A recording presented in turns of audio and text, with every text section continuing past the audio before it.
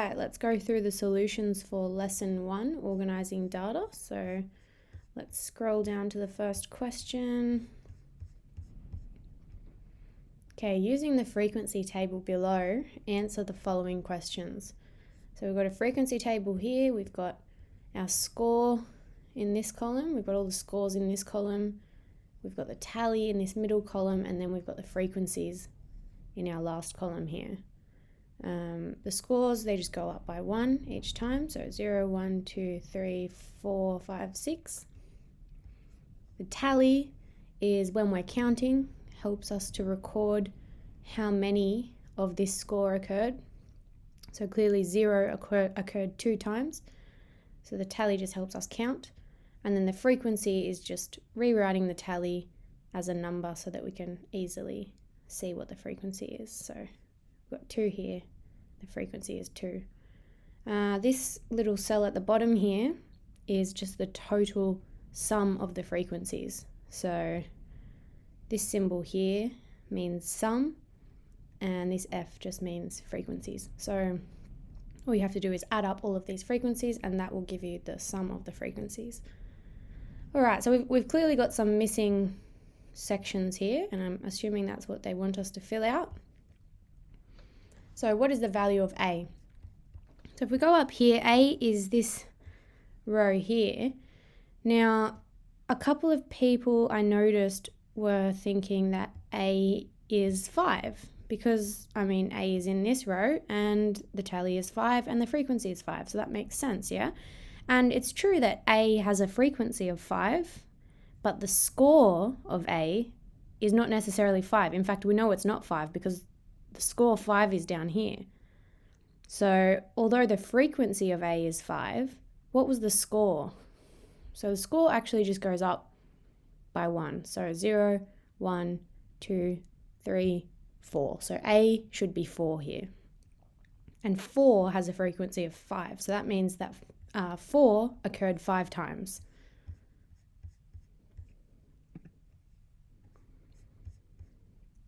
Now, what would B represent? Okay, so B's up here. So that's in the tally column. So it should be a tally. And as you can see, the tally is the same as the frequency. Here we've got a tally of 10, the frequency is 10. Here we've got a tally of 8, the frequency is 8. So in this case, what's the tally going to be? Frequency is 4, so the tally will be 4 as well. It will be 4 lines or 4 strokes on the tally. So it's this one here. Now, the frequency represented by C. All right, so we're looking at the frequency column. And C is here. Well, we just did this question. We're just basically doing the reverse of this. We said that this tally must be 4 because the frequency was 4. So this frequency must be 8 because the tally is 8. So the tally and the frequency are the same number. So C is just going to be 8.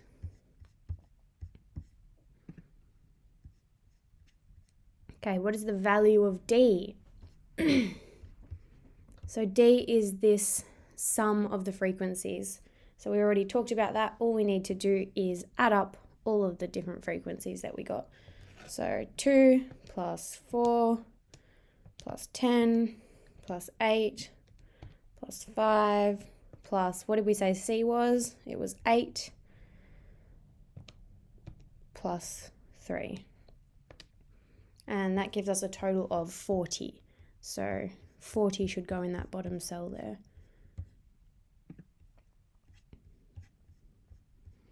Okay, we've got a new frequency table here. Use the frequency table to answer the questions below. So this time we've got the ages of students on an excursion. So the first frequency table, it wasn't telling us what the scores were. It wasn't telling us what the frequency table was measuring or showing. In this case, the scores represent the age of students on an excursion. So we've got 1 11-year-old, we've got 5 12-year-olds, 5 13-year-olds, 4 14-year-olds, and so on. And you've only got 1 18-year-old down here. What was the age that occurred the most? Okay, so which age had the highest frequency? So clearly it was 17 because this is the largest tally here. You can see it straight away. The frequency was 10, and none of these other frequencies come close to 10. So 17 had the highest frequency and was the age that occurred the most. How many students were older than 14? Okay, so we've got 14 here. Are we going to include the 4 students that are 14? So the question's asking us how many students were older than 14. So if you're 14, you're not older than 14. So we won't include these 14-year-olds. We can only include the students who are older than 14. So that's the 15-year-olds, 16-year-olds, 17-year-olds, and 18-year-olds. And it's all of those students because they're all older than 14. So all we need to do is add up all of those students. So there were 6 students that were 15 and 5 students that were 16. So that's 11 students older than 14. And then we've got another 10 students that were 17. So now that's 21 students that are older than 14. And one more student that was 18. So it's 22 students altogether that were older than 14.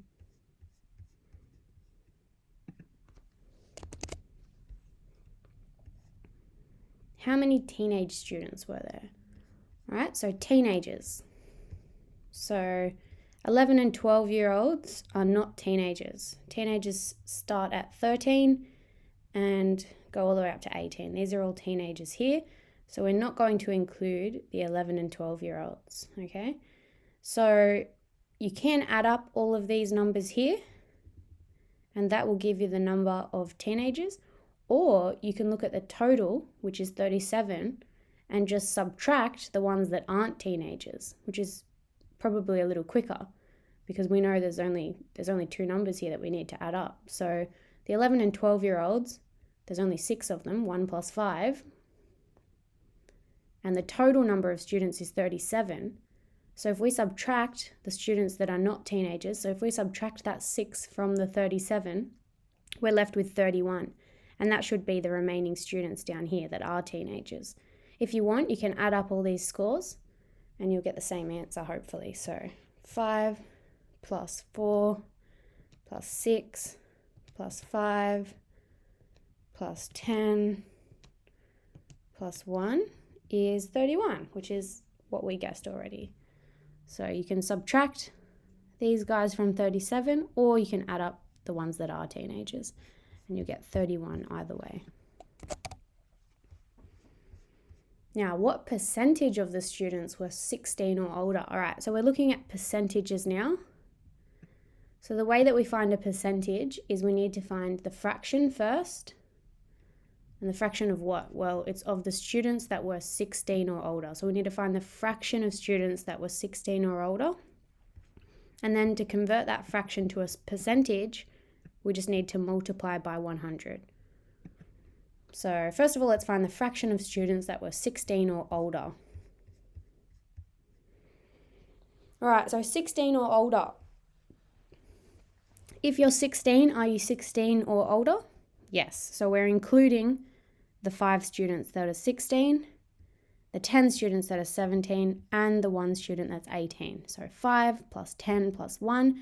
So there are 16 students that are 16 or older. Okay, so that's the number of students, but remember we want to find it as a fraction. So we've got 16 students that are 16 or older, but this is as a fraction of all the students. So how many students do we have in total? 37. So as a fraction, that's going to be 16 over 37, or 16 out of 37. Now we've got it as a fraction, but we need it as a percentage. So we just need to multiply that by 100. So you can put that into your calculator,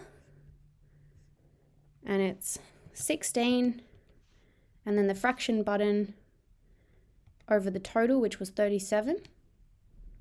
And then we multiply that fraction by 100. And we end up with 43.2%. And it's actually a longer decimal than that, but it asks us to write our answer to 1 decimal place here. So we round off to 43.2%. Okay, we've got another frequency table here, and this one is looking at student eye color. So we've got our eye colors in this column, then we've got our tally, and our frequency. So that's the number of times that this eye color occurred. So brown obviously occurred 15 times. 15 students had brown eyes, 6 students had blue eyes, 2 had green, and 6 students had hazel eyes. So altogether there were 29 students. What was the most common eye color? And it says here in brackets the mode, because another way of saying the most common is the mode. Oh, I accidentally selected brown, but I think that's actually going to be right because brown was the most common. As you can see, 15 people had brown eyes and all the others had less. So brown was the most common eye color. How many students had hazel eyes? Okay, so hazel's here in this row. Come across and our frequency is 6. So 6 people had hazel eyes. What percentage of the students had blue eyes? Okay, so this one's a tricky one again. We need to find the fraction of students that had blue eyes. So we need to find this as a fraction of the total students. And then we need to change that fraction to a percentage. And the way we do that is by multiplying by 100. So first of all, let's find the students that had blue eyes and write that as a fraction. Okay, so 6 people had blue eyes. Oh, I didn't get that. Could you try? Turn that off. Don't know how that happened. So 6 people had blue eyes. And we need that as a fraction of the total number of students. So the total number of students is 29. So the fraction will be 6 over 29. So you can write that into your calculator, 6 ABC button, 29. That's your fraction, but the question's asking us for a percentage, not a fraction. So we then need to multiply that fraction by 100, and that gives us, to one decimal place, 20.7%.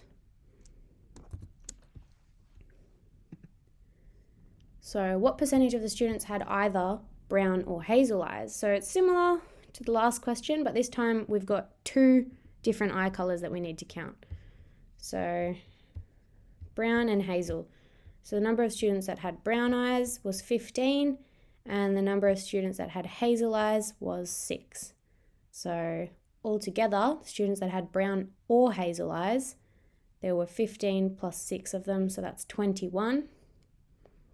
Now we need that as a fraction of the total number of students, so it's 21 out of 29, because 29 is the total number of students. So we can write that into our calculator. 21, ABC button, 29. And we're up to the last step now. We're nearly there. We've got it as a fraction, but we want it as a percentage. So we need to multiply our fraction by 100. So 21 over 29 times 100. And that gives you 72 point, oh, it doesn't say how many decimal places they want it to. So it's 72.4%.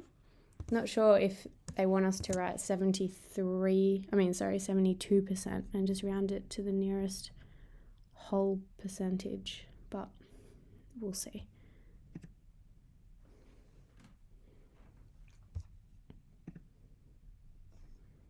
Oh, yeah, 12 out of 12. So they did want us to round it to one decimal place, just like all the other questions.